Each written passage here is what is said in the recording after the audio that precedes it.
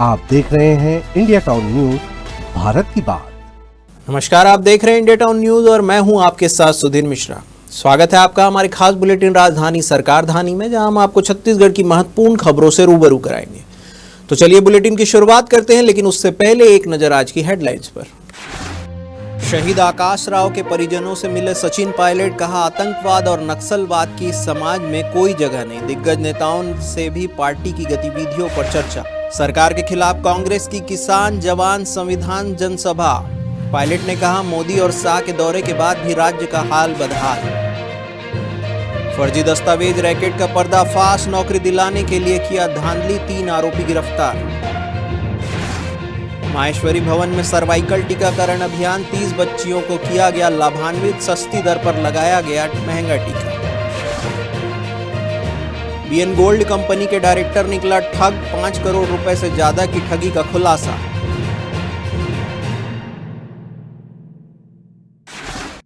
अब खबरें विस्तार से। कांग्रेस के प्रदेश प्रभारी और राजस्थान के पूर्व उप मुख्यमंत्री सचिन पायलट रायपुर के प्रवास पर हैं। यहां वे संगठन से जुड़े बैठकों में हिस्सा ले रहे हैं, साथ ही प्रदेश के दिग्गज नेताओं से भी पार्टी की गतिविधियों पर भी चर्चा कर रहे हैं। इससे पहले सचिन पायलट सुकमा में शहीद हुए एसएसपी आकाश राव गिरिपुंजे के घर पहुंचे और उनकी पत्नी व अन्य परिजनों से भेंट कर अपनी संवेदना व्यक्त की। कांग्रेस के प्रदेश प्रभारी सचिन पायलट ने कहा है कि इस प्रकार के हमले से गलत संदेश जाता है। जो शहादत उन्होंने दी है, हमें उन पर फक्र है। उनके परिजनों के प्रति मैं पूरी संवेदना व्यक्त करता हूं। आतंकवाद और नक्सलवाद की समाज में कोई जगह नहीं है। हम सबको मिलकर इसका मुकाबला करना है, ऐसा उन्होंने कहा। कांग्रेस के राष्ट्रीय अध्यक्ष मल्लिकार्जुन खड़गे के छत्तीसगढ़ दौरे को देखते हुए रायपुर प्रदेश छत्तीसगढ़ कांग्रेस प्रभारी सचिन पायलट ने प्रदेश की सरकार को आड़े हाथों में लिया है। उन्होंने कहा है कि प्रधानमंत्री मोदी और गृह मंत्री शाह के दौरे के बाद भी राज्य का हाल बेहाल है। यहाँ की डबल इंजन सरकार फेल है। कांग्रेस के राष्ट्रीय अध्यक्ष मल्लिकार्जुन खड़गे 7 जुलाई को छत्तीसगढ़ आएंगे। इस दौरान वो रायपुर के साइंस कॉलेज मैदान में किसान जवान संविधान के नाम पर बड़ी सभा में शामिल होंगे। खड़गे के प्रवास की तैयारियों के मद्देनजर प्रदेश कांग्रेस प्रभारी सचिन पायलट ने बैक टू बैक बैठकें लेते हुए जरूरी दिशा निर्देश दिए। इससे पहले पॉलिटिकल अफेयर कमेटी, जिलाध्यक्षों, प्रकोष्ठों और विधायकों की बैठक लेकर संगठन के कार्यों पर चर्चा की। मुंगेली पुलिस ने एक बड़े अंतर्राज्यीय फर्जी दस्तावेज गिरोह का पर्दाफाश किया है। यह गिरोह छत्तीसगढ़ के नक्सल प्रभावित जिलों में सरकारी नौकरी दिलाने के नाम पर फर्जी निवास और आधार दस्तावेज तैयार करता था। मामले में अब तक 3 आरोपियों को गिरफ्तार किया जा चुका है। जांच में यह भी खुलासा हुआ है कि यह गिरोह बीएसएफ जैसी केंद्रीय सेवाओं में अतिरिक्त अंक दिलाने के लिए फर्जी निवास प्रमाण पत्र भी बनाता था। पुलिस की जांच में खुलासा हुआ है कि योगेंद्र कुमार और प्रशांत राजपूत नामक व्यक्ति खुद को ग्राम कंतेली का निवासी बताकर चरित्र सत्यापन के लिए आए थे। जांच में पाया गया कि विशाल नाम का कोई व्यक्ति गांव में निवास नहीं करता, जिससे गिरोह का भंडाफोड़ हुआ। गिरफ्तार आरोपियों के पास से फर्जी निवास प्रमाण पत्र, नोटरी का कोरा प्रमाण पत्र, दाखिल खारिज की सील और 3 मोबाइल फोन जब्त किए गए। अभी हमारे लालपुर थाने में 103/2025 एक अपराध क्रमांक दर्ज हुआ था, जिसमें सीआरपीएफ एवं केंद्रीय अर्धसैनिक बलों में नियुक्ति को लेकर के फर्जी प्रमाण पत्र बनाने के एक रैकेट का हम लोगों ने पर्दाफाश किया था। उसमें हम लोगों ने 2 आरोपियों की गिरफ्तारी किया था। उसी संबंध में अभी हम लोगों ने अपने लालपुर थाना अंतर्गत की टीम ने एक फैजन खान को हम लोगों ने बिलासपुर रेलवे स्टेशन के पास हम लोगों ने गिरफ्तार किया और इसके पास हम लोगों को स्टाम्प पैड, सील, लैपटॉप एवं मोबाइल फोन मिले और इनके फोन और बाकी नंबरों को चेक करने के बाद जो पहले आरोपी गिरफ्तार किए गए हैं, उनका और इनके नंबर में मैच हुआ, जो आपस में बातचीत किए हैं। तो इससे पता चलता है कि फैजन खान भी इस रैकेट में शामिल था। आज बाद में चूंकि हम लोगों ने पहले 2 आरोपियों का पुलिस रिमांड लिया था, तो इसके बारे में हम लोगों को जानकारी मिली थी कि यह आदमी फतेहाबाद यूपी का रहने वाला है। इस प्रकार हम लोगों ने इस तीसरे व्यक्ति को गिरफ्तार किया और आगे हम लोगों ने इसको जेल भेज देंगे तथा इस पर अपनी विवेचना आगे बढ़ती जाएगी। नेवरा में माहेश्वरी और जैन समाज के संयुक्त प्रयास से सर्वाइकल कैंसर टीकाकरण का आयोजन किया गया। इस अवसर पर कुल 30 बच्चियों को टीका लगाया गया। कार्यक्रम में बीएमओ डॉक्टर उमा पैकरा, चिकित्सा स्वास्थ्य एवं शिक्षा सभापति रानी सौरभ जैन विशेष रूप से उपस्थित रही। इस अवसर पर डॉक्टर उमा पैकरा ने बताया कि सर्वाइकल कैंसर महिलाओं में बढ़ती समस्या है, जिसके बचाव के लिए टीकाकरण आवश्यक है। टीकाकरण में 3 डोज अलग अलग उम्र वर्ग के अनुसार लगाए जाते हैं। बाजार में इस टीके की कीमत लगभग 2000 रुपए है, लेकिन समाज की पहल से इसे मात्र 1200 रुपए में लगाया जा रहा है। तिल्दा में महेश्वरी समाज और जैन समाज के द्वारा एक विशेष टीकाकरण, जिसमें बच्चों को सर्वाइकल कैंसर से बचाव के लिए वो टीकाकरण किया गया। इसमें 9 से 16 साल तक के बच्चे थे और 16 साल से ऊपर के भी महिलाएं थे, 26 साल तक की महिलाएं थी, जिनको प्रथम टीका सर्वाइकल कैंसर का लगा और उनको इसके बारे में जानकारी दिया गया कि आजकल सर्वाइकल कैंसर और महिलाओं में बहुत ज़्यादा होने लगा है। और महिलाओं में सबसे ज़्यादा तो ओवेरियन कैंसर है, ब्रेस्ट कैंसर है, सर्वाइकल कैंसर सबसे ज़्यादा कॉमन है सर्वाइकल कैंसर। तो इसके बचाव के लिए यहाँ पे टीका लगाया गया है और अगला डोज जो है इनको 2 महीने के बाद में लगा है और पूरी जानकारी इनको दे दिया गया है कि इनसे कैसे बचाव होता है और ये कैसे आपकी इम्यूनिटी बढ़ाता है और आपको रोग से बचाता है सर्वाइकल कैंसर से। मैं सबसे पहले तो जैन समाज और महेश्वरी समाज को बहुत बहुत धन्यवाद देना चाहूँगी कि उन्होंने महिलाओं में जो परेशानियाँ आ रही हैं आगे सर्वाइकल कैंसर, कैंसर वगैरह, उसके लिए इन्होंने सोचा कि अभी से अब कन्याओं को उस चीज़ के लिए तैयार किया जा सके ताकि आगे आने वाली परेशानियों से जब वो महिलाएं बने तो उनसे उनको निजात मिल सके। तो इसके लिए मैं समाज को, महेश्वरी समाज और जैन समाज को धन्यवाद देना चाहूँगी और इसी प्रकार की पहल करते रहें ताकि आगे आने वाली पीढ़ी सुरक्षित रहे। मुंगेली पुलिस को बड़ी सफलता हाथ लगी है। एक ऐसी आर्थिक अपराध के मामले में 2 मुख्य आरोपियों को गिरफ्तार किया गया है, जो BN gold real estate and elite limited company का डायरेक्टर था और निवेशकों से करोड़ों की ठगी कर 8 साल से फरार चल रहा था। थाना सरगांव पुलिस ने मुंगेली पुलिस अधीक्षक भोजराम पटेल के निर्देशन में लंबे समय से लंबित चल रहे आर्थिक अपराध के मामले में 2 आरोपियों को गिरफ्तार किया है। यह आरोपी है चरण सिंह ठाकुर और विक्रम सिंह सोनालिया, दोनों मध्य प्रदेश के सीहोर जिले के रहने वाले हैं। पूछताछ में आरोपियों ने कबूला है कि उन्होंने कंपनी के नाम पर निवेशक से लगभग 5,53,22,722 रुपए की ठगी की है। आपको बता दें कि यह मामला वर्ष 2016 से जुड़ा हुआ है, जब बैतलपुर निवासी एक पीड़ित ने पुलिस में शिकायत दर्ज कराई थी। हमारे सरगांव थाना क्षेत्र में 262/2016 एक BN गोल्ड की कंपनी चिट फंड से संबंधित अपराध दर्ज हुआ था और उसमें पैसे को डबल करने के नाम पर धोखाधड़ी हुई थी, जिस पर बाकी सभी लोगों को, 2 आरोपियों को छोड़ करके सभी आरोपियों की गिरफ्तार करके 173(8) में हम लोगों ने चालान प्रस्तुत किया था। 2 आरोपियों के बारे में कई बार हम लोगों ने पतासाजी किया, लेकिन पता नहीं चल पा रहा था। अंत में इनका लोकेशन सीहोर मध्य प्रदेश में मिलने के बाद हम लोगों ने टीम भेजा और वहां पर इन दोनों आरोपी इनको हम लोगों ने चरण सिंह ठाकुर एवं विक्रम सिंह को, दोनों को गिरफ्तार करके हम लोग ले आए हैं और विधिवत प्रक्रिया को पालन करके हम लोगों ने इनको माननीय न्यायालय के सामने प्रस्तुत करके विधिवत तरीके से इनको जेल भेज दिया गया है। इस प्रकार 2016 का ये प्रकरण जो 173(8) था, ये हमारा कंप्लीट होता है। इनके द्वारा जब हम लोगों ने उस समय इसमें अपराध दर्ज किया था तो 5 करोड़ से लगभग यहाँ पर हम लोगों के, मतलब इनके द्वारा 5,53,00,000 रुपए की ठगी का, मतलब जो पैसों को डबल करने के नाम पर जो उनके खाते में जमा किया गया था, उस संबंध में हम लोगों को जानकारी प्राप्त हुई है। उस समय काफी जिलों में इस प्रकार की शिकायतें आई थी और इस प्रकार की नाम की शिकायतें अन्य जिलों में और अपराध भी दर्ज हुआ है, तो इससे संबंधी जानकारी हम लोग अन्य जिलों को प्रेषित करेंगे ताकि इस संबंध में यदि उनके जिले में भी इस नाम के आरोपी होंगे तो पूछताछ करके आगे विधिवत कार्रवाई करेंगे। वक्त हो चुका है एक ब्रेक का, बने रहिए इंडिया टाउन न्यूज के साथ। अब खबर आपकी उंगलियों पर, हर खबर पर हमारा नजरिया। इंडिया टाउन न्यूज, भारत की बात। ब्रेक के बाद आपका स्वागत है। महासमुंद पुलिस ने एक बड़ी सफलता हासिल करते हुए सरायपाली बैंक के कर्मचारी से हुई लूट की वारदात को अंजाम देने वाले आरोपियों को गिरफ्तार कर लिया है। आरोपी उड़ीसा के नवापाड़ा जिले का निवासी है।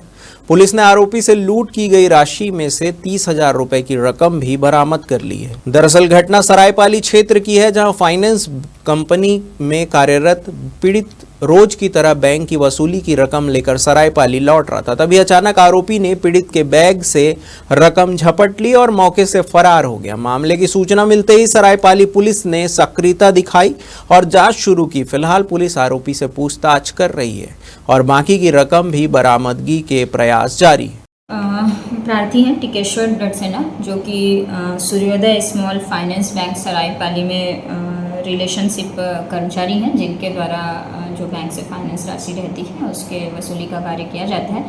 तो दिनांक 12 जून को जब ये वसूली की राशि 48,300 रुपये लेके आ रहे थे तो संजय बिहारी ढाबा और पौसरा के मध्य पहुँचे थे कि एक मोटरसाइकिल वाले ने उनका जो वो बैग है जिसमें पैसा रखा हुआ था वो झपट के भाग गया था, जिस पर थाना बसना में झपटमारी की धाराओं के तहत प्रकरण दर्ज किया गया था, जिसमें जांच एवं मुखबिर सूचना के आधार पर आरोपी जो लक्ष्मीकांत सोनी है जो नुआपाड़ा के रहने वाले हैं उसकी गिरफ्तारी की गई है और जो झपटमारी की रकम है 48,300 रुपये, उसमें से 30,000 रुपये भी बरामद किया गया है।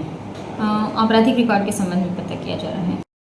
कोमाखान थाना अंतर्गत शासकीय प्राथमिक शाला डोंगर खमरिया में पदस्थ सहायक शिक्षक डेमन सिंह ध्रुव के साथ मारपीट और जानलेवा हमले का मामला सामने आया है। हमले के बाद शिक्षक घायल अवस्था में मेडिकल पर है। वहीं प्रभारी प्रधान पाठक भी दहशत के चलते स्कूल नहीं जा रहे हैं। परिणाम स्वरूप पिछले 3 दिनों से स्कूल में ताला लटका हुआ है। दरअसल नवपदस्थ शिक्षक बारिश के कारण रेनकोट और हेलमेट पहनकर स्कूल पहुंचे थे। इसी दौरान स्कूल के बाहर आरोपी ने पीछे से शिक्षक के सिर पर वार कर दिया। गनीमत रही कि हेलमेट पहनने के कारण सिर में गंभीर चोट नहीं आई। घटना के बाद पुलिस ने तत्परता दिखाते हुए आरोपी को गांव से गिरफ्तार कर जेल भेज दिया। इस संबंध में शिक्षक ने जिला शिक्षा अधिकारी और कलेक्टर से मिलकर स्कूल बदलने की मांग की है। वहीं स्कूल बंद होने की सूचना पर जिला शिक्षा अधिकारी ने ब्लॉक शिक्षा अधिकारी को फटकार लगाई और तत्काल शिक्षक की व्यवस्था कर स्कूल शुरू करने के निर्देश दिए हैं। सर वो घटना जो है 19 तारीख की है सर, 19/6/2025। जैसे ही मैं स्कूल समय अनुसार स्कूल गेट पर पहुंचा, पीछे से घात लगाए बैठे के ग्रामीण ने जानलेवा हमला किया मेरे सिर पर प्राणघातक हमला किया है। किससे हमला किया? डंडा से हमला किया गया था। अच्छा। और जैसे ही पीछे से हमला किया मैं घबरा गया सर। उस टाइम मैं थोड़ा सा चक्कर आया वहाँ पे और गाड़ी के साथ ही मैं गिर गया। अच्छा। और जैसे ही संभल के मैं स्कूल प्रांगण में भागा और वो कुदाते कुदाते मेरे को अंदर तक मार ही रहा था वो। अच्छा। हेलमेट पहना हुआ था, हेलमेट की वजह से मेरी जान बच गई। हेलमेट नहीं पहने रहते तो? हेलमेट नहीं पहने थे तो मेरी जान चली जाती उस दिन। क्या मेरा वहाँ 2 दिन ही मतलब ड्यूटी हुआ था। तो किसी के साथ ना द्वेष है ना झगड़ा है, ना किसी के साथ मैं दुर्व्यवहार के हूँ। पहले तो ऐसा मैं पूर्व में शासकीय प्राथमिक शाला नवा खुर्जा में पदस्थ था युक्तिकरण में। जी सर। तो 2 दिन हुआ था, तीसरा दिन घटना हो गया मेरे साथ। अच्छा। जानलेवा घटना। कलेक्टर साहब के पास आवेदन लेकर आए थे कि मेरे साथ इतना बड़ा जानलेवा हमला हुआ है, तो अब ऐसी मानसिकता में वहाँ ड्यूटी करना पॉसिबल नहीं है सर। तो वहाँ जान का खतरा हमेशा बना रहेगा और मेंटली प्रेशर हमेशा बना रहेगा। आप लोग एक प्रभारी प्रधान पाठक के साथ मैं सहायक शिक्षक 2 लोग पदस्थ हैं वहाँ। तो और स्कूल बंद है चालू है? अभी एग्जैक्ट जानकारी नहीं है मेरे को, लेकिन वो संघ वाले वहाँ अभी मना किए हैं स्कूल पर। जब तक वहाँ उचित निराकरण नहीं हो जाता तब तक वहाँ स्कूल बंद रहेगा। प्रभारी प्रधान पाठक जा रहे थे? प्रभारी प्रधान पाठक जो है अभी पता नहीं है उसके बारे में। मैं कार्रवाई चाह रहा हूँ सर। एक तो अपराधी को भी जानलेवा हमला हुआ है, तो सबसे पहले मैं अपराधी के ऊपर सख्त कार्रवाई चाहता हूँ और दूसरी तरफ मैं वहाँ दोबारा मैं ड्यूटी नहीं करना चाहता वहाँ। देवेंद्र जी, तो जैसे ग्रामीण वाले बोले हैं जब तक वहाँ का उचित निराकरण नहीं हो जाता तब तक स्कूल का गेट बंद रहेगा।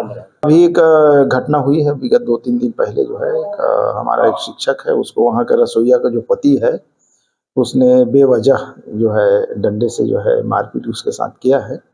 उस शिक्षक से कल मैं मिलने भी गया था और इस संबंध में कोमाखान वहाँ के संबंधित थाना में FIR दर्ज हुई है।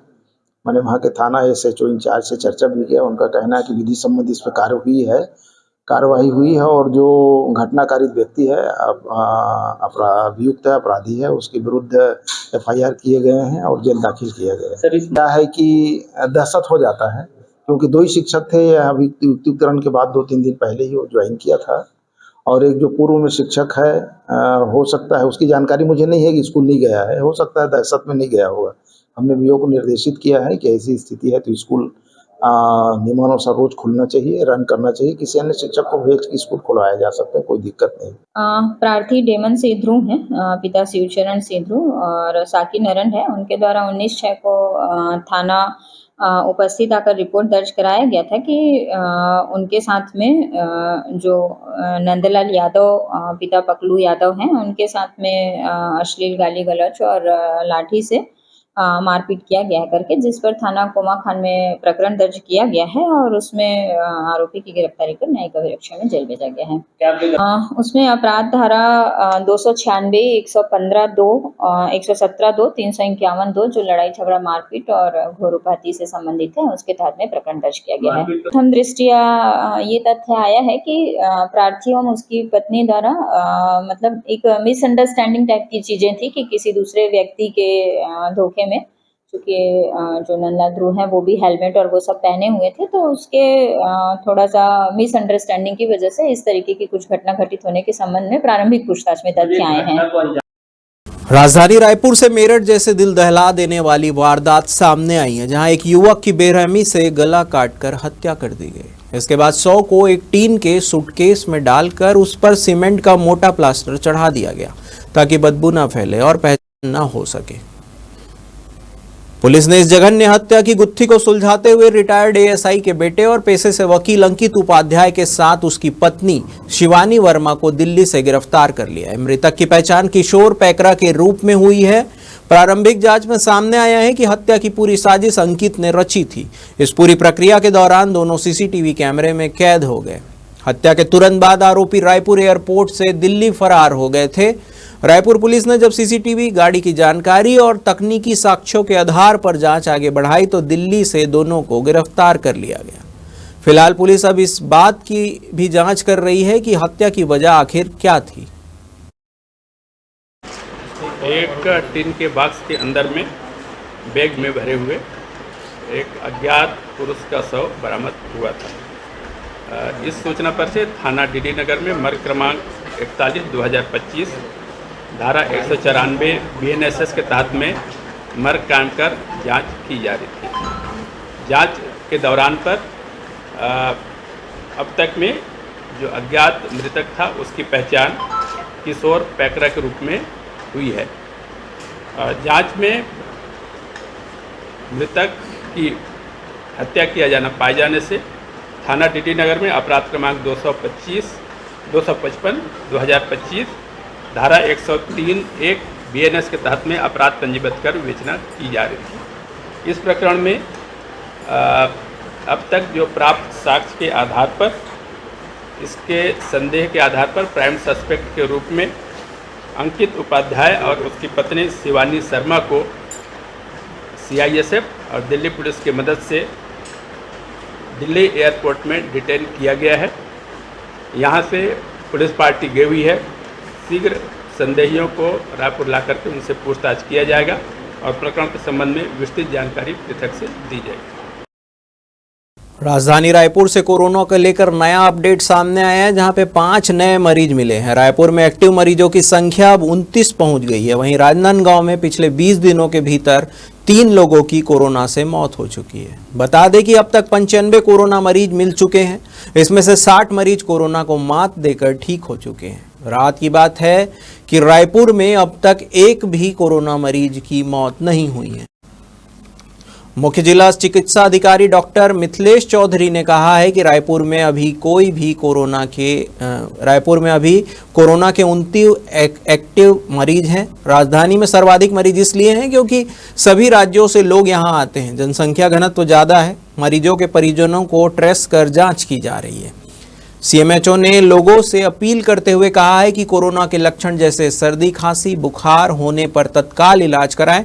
कोरोना होने पर घर में भी मास्क लगाकर रहें।